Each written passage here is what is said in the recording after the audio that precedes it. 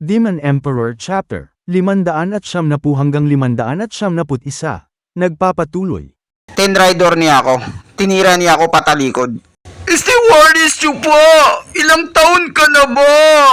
Paanong nangyaring may anak ka na? Gusto kong magkaroon ng maraming anak sa maraming babae. Huwag mo na kayang isipin yon. O sige, magpatuloy ka lang. Masyado kaming close sa isa't isa.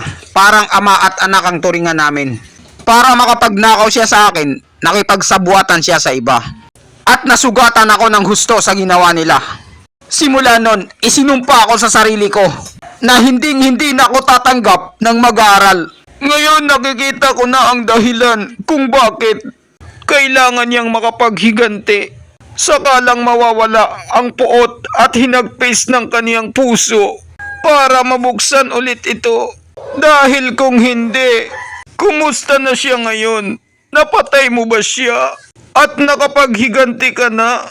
Ang sakit sa puso ay lalong hihigpit at hihigpit hanggang sa maging isa itong kanser at mauwi sa heart attack. Hindi pa ako nakapaghiganti. Nasa malayong lugar siya. Pero isang araw, hahanapin ko siya at pupulbusin ko siya. Dahil sa mga ginawa niya sa akin na pandoloko.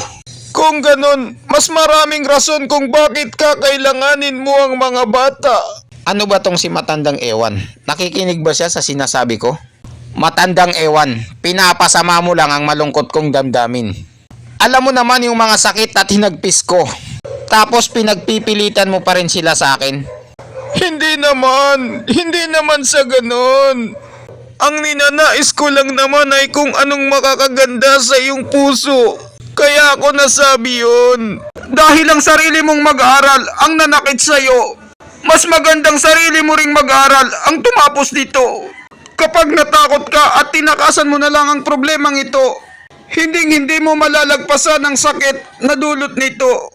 Kapag pinilit mo pa rin yan kimkimin sa loob mo, balang araw ay hindi mo na makakayanan ng sakit at magiging trauma sa'yo. Yan ay lalong makakasama sa iyong kalusugan. Bilang masamang cultivator, lumalabag tayo sa kagustuhan ng mundo. Nagiging matapang tayo at hinaharap natin ang kahit anumang pagsubok na dumating sa ating buhay. At itong tinatamasa mong sakit ay isa na dun. Kailangan mo lang tiisin ito at sa bandang huli, makukuha mo rin ang hinahangad mo. Kapag binaliwala mo ito at patuloy ka pa rin umiiwas, ito ang pipigil sa'yo para marating mo ang iyong tagumpay. Maging sino ka man, gaano pa ito kataas at saan ka man pumunta. Dahil ang puso mo ay hindi kumpleto, kaya mag-move on ka na. Ano ito? Isang patak, isang katutak na joy. Ngayon naintindihan ko na ang gustong ipahiwatig ni Matandang Ewan. Kailangan ko nang mag-move on at umalis sa nakaraang kahapon. Butit naintindihan mo na ang ibig kong ipahiwatig sa'yo, kupal ka. Matandang Ewan, kukunin na sana kita bilang master ko. Kung hindi ka lang sana isang mahinang nilalang.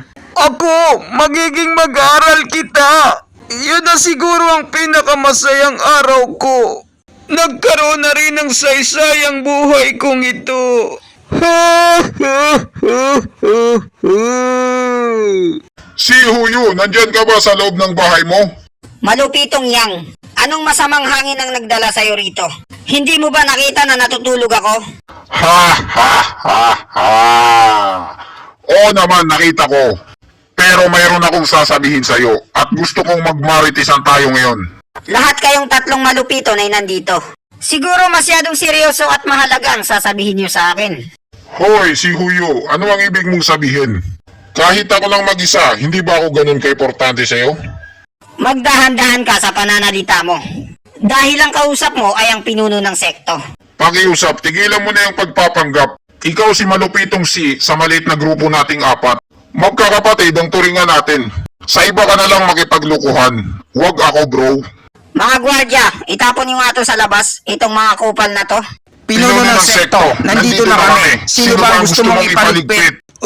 Anong ginagawa ng tatlong ito dito? Sila ang tatlong malupiton. Mga venerable, Sir Malupiton. Bumalik ka na sa pinanggalingan mo, kupal ka. Kaming magkakapatid dito ay nagkakaroon ng konting katuwaan. Sige po, Sir Malupitong Gui. Si Huyo, may gusto kaming malaman tungkol sa isang tao. Yung trabahador na nakialam sa paligsahan ng mga mag-aral sa loob. Sino siya? O gagka, tawagin mo kong pinuno ng sekto. Ang batang makulit na yon, ang nag-isang kinuha ko, galing sa labas. Si Chupa ay isang namumukod tanging kahanga-hangang bata. Tigilan mo na yung pinagsasabi mong obvious na alam na namin. Hindi ako naparito para itanong yan sa'yo. Bakit tinapon mo siya at inilagay sa opisina ng trabahador? Hindi siya isang basura at hindi rin siya nakagawa ng isang kasamaan para parusahan. Anong pinarusahan ang pinagsasabi mo? Nandun na talaga siya simula pa lang. Anong sinabi mo, si Huyo? Sigurado ka ba dyan? Wala ka talagang kwentang pinuno ng sekto. Sinayang mo ang isang magandang magiging pambato natin. Papaano na ang pagtitipon ng 2 dragon? Sino ang papupuntahin natin doon kung hindi siya? Gusto mo bang mapahiya tayo ulit sa kanila? Sa siyam na sekto na yan? Si Huyo, ikaw ang pinakamatalinong scammer sa ating lahat. Ang utak mo ay mas malaki kaysa sa utak ni Taba. Kaya ikaw ang nakaupo ngayon sa tronong yan.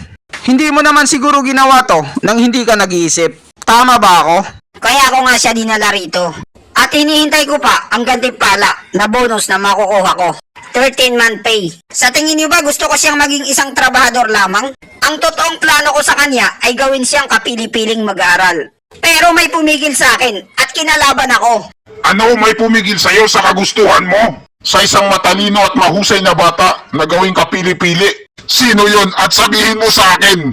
Para magkaalaman kung sinong mas malakas sa amin. Kukutungan ko yung kupal na yan.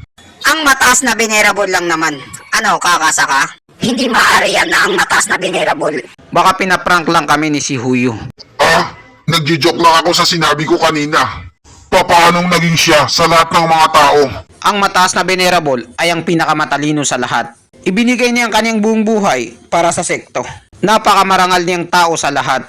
Bakit niya pipigilan ng isang matalinong mag-aaral na makapasok sa sekto? Hindi niyo na kailangan manghula. Siguro ang mataas na venerable ay mayroon siyang mga dahilan.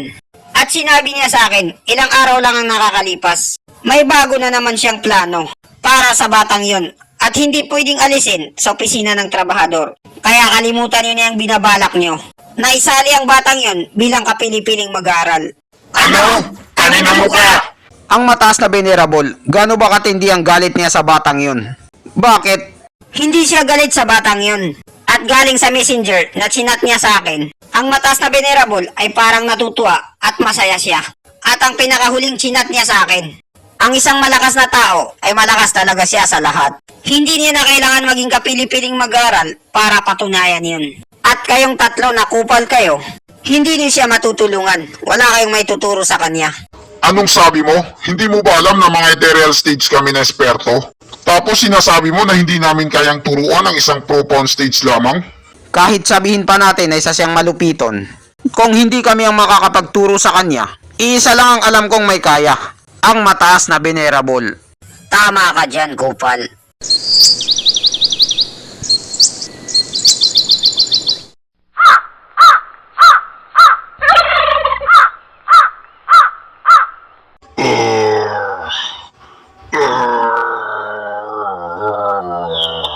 Napakahirap talagang kontrolin ng lakas ko. Tiisin mo lang yan. Ilabas mo ang lahat ng sama ng loob mo. 3 araw na ngayon. Hindi madali para sa'yo. Kailangan mo talaga ng panahon para mahanap mo ang sarili mo. Ano na ang pakiramdam mo ngayon? Kumakalma na ba ang sarili mo? Hindi pa, Master. Naguguluhan pa ako. Hindi madali para sa'yo ang mag-move on. Kaya dahan-dahanin mo lang, makakarating ka rin sa iyong paroroonan. Master, bakit pinipilit niyo kong gawin ang mga ganitong bagay? Bakit hindi niyo na ako hinahayaan? Napagsanayan ang mga arte ko. Wala pa akong nakikita na katapat ko sa loob ng sekto. Pero sa labas, nakatapat ko siya. Isa siyang halimaw. Negrong Guiho, malayo ang agwat niyo sa isa't isa. Huwag kang ambisyoso. Kailanman ay hindi mo siya maaabutan. Lalo na sa kanyang pagiging mental at sa kanyang puso. Anong klaseng utak ang mayroon ka? At puso, Master? Tama ka. Ang puso ay ginagamit sa pagmamahal. Negrong Guiho, ikaw ay nagsanay sa mababang mundo ni Malupiton. Narating mo ang pinakahangganan nito. At wala ni isa dito sa loob ng sekto ang kayang tumapat sa iyo. Pero sa mga nakalipas na araw na ito, nakita ko ang puso mo ay kulang-kulang pa ng pagmamahal. Wala akong nakikitang rason para baguhin ang pag-iisip mo. Hanggang sa nakita ko yung mga naganap sa arena.